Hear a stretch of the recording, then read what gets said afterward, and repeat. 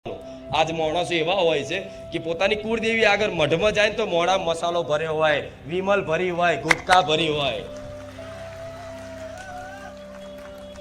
પગ ધોયા વગર જતો રહ્યો હોય, મોડા મસાલો ચાલતો હોય, ભૂવો પઢિયાર બે હોય ને બે જણા, તો ભૂવો ધૂળતા ધૂળતા મસાલો આ બાદ સાઈડમાં ગાલ્યો હોય, પેલો પઢિયારે મસાલો ઘસતો ઘસતો લાય મારી દોડાલ.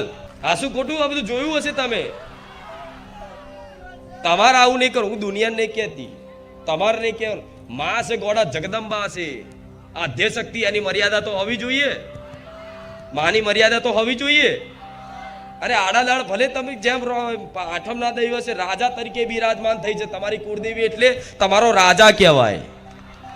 કુળદેવી શું કહેવાય છે? રાજા. એટલે તો લખો છો રાજા મહાકાળી વાળા, રાજા મેલડી વાળા, રાજા ચામુંડ વાળા, નહીં લખતા? કઈક રિક્ષાઓ પર, ગાડીઓ પર લખેલું હોય છે ને આવું, રાજા ચામુંડ વાળા, રાજા મેરડી વાળા, રાજા મહાકાળી વાળા. રાજા કેમ કે છે? રાજા એટલે કુળદેવી છે તમારી, એ ખરેખરમાં તમારો કુળનો રાજા છે.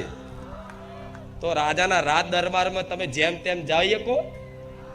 જવાય ના જવાય. શિસ્તા પાલન જોઈએ, આમ રિસ્પેક્ટ જોઈએ, રિસ્પેક્ટ, એકદમ રિસ્પેક્ટ જોઈએ, મર્યાદા જોઈએ. જોઈએ કે નહીં?